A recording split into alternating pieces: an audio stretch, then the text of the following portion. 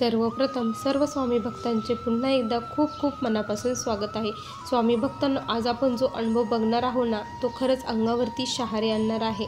आणि प्रत्येकाला स्वामी कसे आपल्या भक्ताची इच्छा पुरवतात आणि भक्ताला जे योग्य आहे ते कशा प्रकारे देतात, हे स्वामींची लीला आपल्याला कधीही कळू शकत नाही। जिथे आपली मर्यादा संपते तिथून खऱ्या अर्थाने स्वामींची लीला ही सुरू होत असते। ज्यावेळेस वाटतं ना की सर्व दरवाजे बंद झाले, त्यावेळेस स्वामी कृपा आशीर्वादाचा एक दरवाजा नक्की उघडत असतो। खूप सुंदर अनुभव आहे, त्यामुळे हा अनुभव अगदी शेवटपर्यंत प्रत्येक स्वामी भक्ताने बघावा। चला तर मग वेळ न लावता या ताईंच्या शब्दात या सुंदर अशा अनुभवाला सुरुवात करूया। तत्पूर्वी तुम्ही जर आपल्या चॅनलवरती नवीन असाल तर सबस्क्राईब करायला विसरू नका, कारण असेच रोज स्वामींचे नवीन नवीन अनुभव या चॅनलवरती येत असतात। ताई म्हणतात, सर्वप्रथम सर्व स्वामी भक्तांना श्री स्वामी समर्थ। अनंत कोटी ब्रह्मांड नायक राजाधिराज योगीराज परब्रह्म भगवान श्री स्वामी समर्थ महाराज यांच्या चरणी त्रिवार वंदन। स्वामी भक्तांनो, आज मी माझ्या आयुष्यातील सर्वात मोठा प्रसंग, सर्वात मोठा अनुभव तुमच्यासोबत शेअर करत आहे। जेव्हापासून स्वामी आयुष्यात आले तेव्हापासून खूप सारे बदल आयुष्यामध्ये घडले आणि स्वामींनी छोटे मोठे असंख्य अनुभव सेवेत आल्यानंतर दिले। ज्यावेळेस मी स्वामींच्या सेवेत नवीन आली होती त्यावेळेस स्वामींनी मला खूप छोटे छोटे अनुभव दिले आणि माझा विश्वास हा वाढत गेला। स्वामी सेवा मला अंगी करू वाटली। स्वामी सेवेची, स्वामी नामाची कधी एवढी गोडी जडली हे मलाही कळलं नाही। मी 12वीला असताना स्वामी सेवेमध्ये आली होती। माझ्या ज्या मैत्रिणी होत्या त्या स्वामींच्या भक्त होत्या आणि त्यांचं बघून, त्यांचं ऐकून मी देखील स्वामींची तोडकी मोडकी सेवा करू लागले। माझे लग्न 2018 साली माझे लग्न झाले। लग्न झाल्यानंतर माझं सारं काही चेंजेस होऊन गेलं, पण माझे श्रद्धास्थान हे स्वामी महाराज होते। आमच्या घरी फार काही देवाचं केलं जात नव्हतं, थोडं फारच देवाचं केलं जायचं। आणि मग मी स्वामींचं तिथेही एक फोटो, माळ आणि नित्यसेवा आणि स्वामीचरित्र हे पुस्तक तिथे घेऊन गेले। घरचे मला करायला कधीही नाही म्हटले नाही। आमच्या घरी नॉनव्हेज खात होते, पण माझे मिस्टर कधीही मला म्हटले नाही की तू आम्हाला नॉनव्हेज बनवून दे म्हणून। माझ्या सासूबाई ह्या नॉनव्हेज बनायच्या, मी कधीही नॉनव्हेज बनवलं नाही। आणि ते देखील हळूहळू म्हणू लागले की जर तुझी इच्छा असेल तर घरामध्ये नॉनव्हेज होणार नाही। आणि मग ते बाहेर नॉनव्हेज बनवत होते आणि खात होते। इतका चेंजेस स्वामींनी केला होता। मी तर काही करत नव्हती, फक्त स्वयंपाक करताना नामस्मरण करायची, श्री स्वामी समर्थ या मंत्रात जप करायची आणि त्या नामस्मरणाने स्वयंपाक करायची। त्यामुळे इतकं बुद्धीमध्ये त्यांचा बदल झालेला होता। माझे मिस्टर हे फार चांगले, त्यांचा स्वभाव हा खूप म्हणजे खूप प्रेमळ होता। ते रागीटही होते, देवाला न मानणारे होते। देवाला न मानणारे असल्यामुळे मला खूप सारा त्रास झाला, कारण माझी खूप इच्छा होती त्यांनी देखील स्वामींची सेवा करावी म्हणून। पण माझी सेवा ही फार कमी झाली होती, ते कसे सेवा करणार। त्याच दरम्यान मला प्रेग्नेन्सी राहिली। प्रेग्नेन्सी राहिल्यानंतर मग मी खूप सेवा केल्या। जे सांगितलं होतं गर्भसंस्कारमध्ये जे सेवा होत्या त्या सर्व सेवा केले। गुरुचरित्र पारायण केले, त्यानंतर रोज गायत्री मंत्र पोटावरती हात ठेवून मी म्हणत होती। आणि त्याचं फळ म्हणून स्वामींनी मला, आमच्या घरी लक्ष्मी आली। खूप सुंदर कन्या मला झाली। इतकी सुंदर ती कन्या होती ना, म्हणजे इतकी छान माझी मुलगी आहे। ती इतकी हुशार आहे ना की तिला देखील स्वामींची खूप गोडी आहे। तिला स्वामींचं भजन लावलं की ती लगेच अशी शांत बसायची आणि खूप छान मलाही वाटायचं। त्यानंतर मग असेच दिवस गेले आणि माझे मिस्टर जिथे जॉबला आहे तिथे मला ते नंतर सोबत घेऊन गेले। माझी मुलगी ही 1 वर्षाची झाल्यानंतर माझे मिस्टर जेव्हा मला त्यांच्यासोबत घेऊन गेले त्यानंतर मी तिथे एक स्वामींचा फोटो घेतला। बाकी देव काहीच नव्हते, पण एक स्वामींचा फोटो मात्र मी घेतला होता। मग तिथेच तोडकी मोडकी सेवा मी करत होती आणि मग तिथेच माझे पुन्हा मठात जाणं सुरू झालं आणि पुन्हा एकदा नव्याने स्वामी सेवेची गोडी लागली आणि खूप स्वामी सेवा मी करू लागली। त्यानंतर हळूहळू मिस्टरांमध्ये बदल होत गेले आणि मिस्टरांनाही स्वामींचे खूप सारे अनुभव येत गेले। ज्यावेळेस आम्हाला प्लॉट घ्यायचा होता त्यावेळेस स्वामींच्या कृपेने मी फक्त त्यांना म्हटलं, स्वामींना तुम्ही विनंती करा, बघा तुमचं काम कसं होतं। आणि खरंच तसंच झालं। स्वामींपुढे श्रीफळ अर्पण केलं आणि एकही कुठली अडचण न येता स्वामींनी प्लॉट घेऊन दिला। त्यामुळे त्यांचा खूप विश्वास बसला आणि ते देखील स्वामींची सेवा करू लागले। 3 अध्याय आणि 1 माळ केल्याशिवाय ते देखील घराबाहेर पडत नव्हते. हे मला खूप छान वाटायचं जेव्हा ते सेवा करायचे. पण आणखी आपली अपेक्षा वाढतच जाते असं म्हणतात ना, तसंच माझ्या बाबतीतही झालं. मी जेव्हा मठात जायची, दुसऱ्या जोड्या ते हवनाला वगैरे बसायच्या, त्यावेळेस मला खूप वाटायचं की आपण देखील स्वामींची जोडीने आरती करावी, हवनाला बसावे, असं खूप मनामध्ये वाटायचं. त्यावेळेस स्वामींना मी प्रार्थना करायची की स्वामी, माझ्या आयुष्यात हे कधी घडणार आहे? मला माहीत आहे कधीतरी घडेल आणि हे योग तुम्ही नक्की घडून आणताल असं मला वाटायचं. आणि मग त्यानंतर हळूहळू दिवस बदलत गेले आणि खरंच स्वामींच्या कृपेने तसे दिवस आले आणि माझे मिस्टर मठामध्ये आरतीला येऊ लागले. कारण मी मठामध्ये आमची आरती घेतली होती आणि मी त्यांना सांगितलं होतं की तिथे जोडीने जावं लागतं आणि मिस्टर देखील त्या आरतीसाठी येऊ लागले. तिथे येऊन स्वामींचं नामस्मरण, स्वामींना मुजरा वगैरे करणे, ते बघून मला खूप छान वाटायचं. अशक्य ही शक्य करतील स्वामी असं मला माझ्या मनामध्ये येत होतं.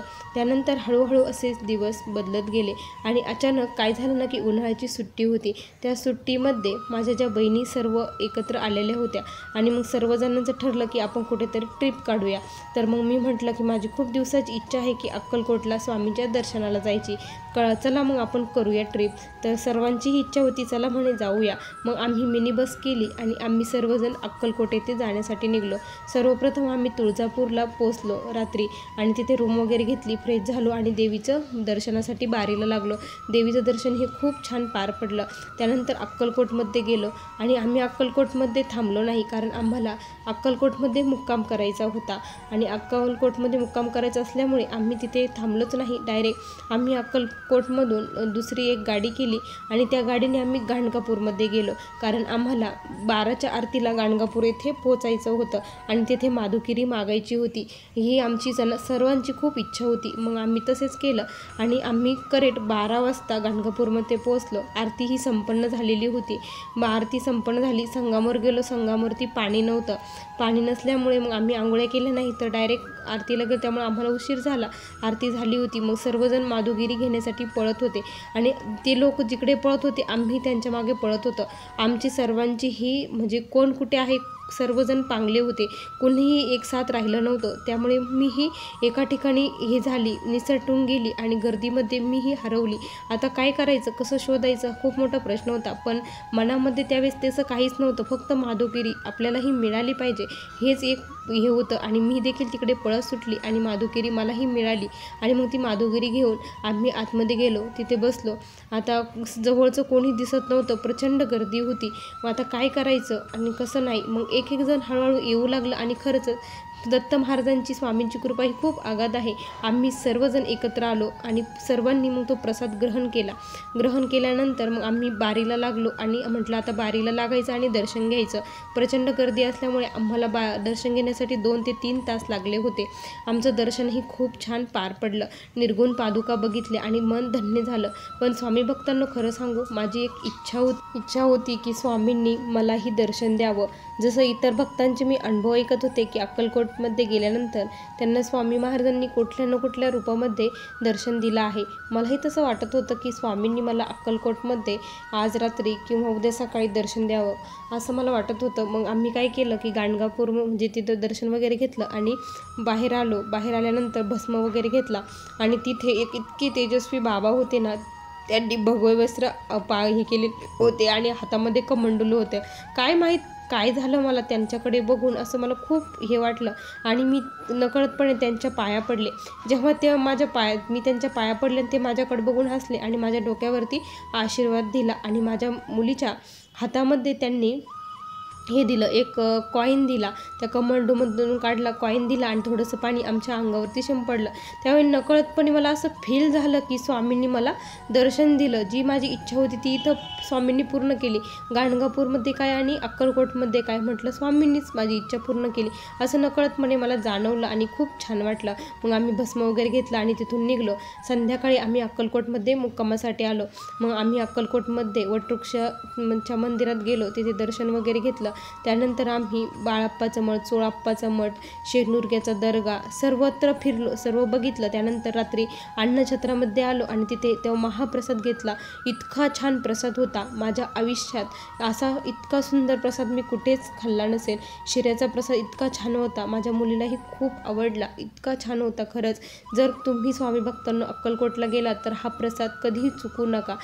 भले 1-2 तास रांगेत उभे राहा, पण हा प्रसाद नक्की घ्या. खूप छान हा प्रसाद असतो आणि खूप छान प्रचिती झाली. मग आम्ही तिथे मुक्काम केला. पहाटे आम्ही लवकर उठलो. लवकर उठून आम्ही म्हणजे स्वामींची म्हणजे हे चालू होतं, पूजा वगैरे चालू होतं, तेच आम्ही तिथे वटवृक्ष मंदिरात गेलो.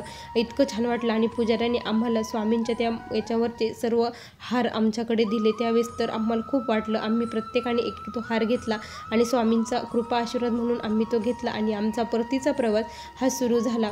स्वामी भक्तांनो इतका सुंदर अनुभव आम्हाला आला ना, की हा अनुभव आम्ही कधीही विसरू शकत नाही. ज्यावेळेस आम्ही जिथून मिनी बस केली होती तिथं उतरलो आणि आम्हाला घरी जायचं होतं, कारण घरी आम्हाला दुसरी गाडी पकडायची होती. त्यावेळेस त्या बस इतक्या फुल असतात ना, की म्हणजे एकसुद्धा बस रिकामी नसती. पण त्या दिवशी स्वामींनी जणू काय आमच्यासाठी ती सोय केली होती. एकदम एकही व्यक्ती त्यात नव्हता. फक्त कंडक्टर आणि ड्रायव्हर हे 2च व्यक्ती आणि आम्ही सर्वजण. अशी इतकी मोकळी बस आमच्यासाठी आली. स्वामींचं निवेदन आणि जिथपर्यंत आम्हाला जायचं होतं ना, तिथपर्यंतच ती बसचा प्रवास होता. पुढे ती बस जाणार नव्हती. मग याला काय म्हणायचं स्वामी भक्तांना, तुम्हीच सांगा. ही फक्त स्वामींची कृपा आहे. स्वामींनी आमच्यावरती केलेला हा आशीर्वाद होता. खूप छान वाटलं. असा मला आलेला हा स्वामींचा अनुभव होता. श्री स्वामी समर्थ. बघा स्वामी भक्तांनो किती सुंदर अनुभव होता. तुम्हाला या ताईंचा अनुभव कसा वाटला नक्की कमेंटमध्ये कळवा. पुन्हा भेटू अशा सुंदर अनुभवासोबत. तोपर्यंत सर्व स्वामी भक्तांना श्री स्वामी समर्थ. जय जय स्वामी समर्थ. श्री गुरुदेव दत्त.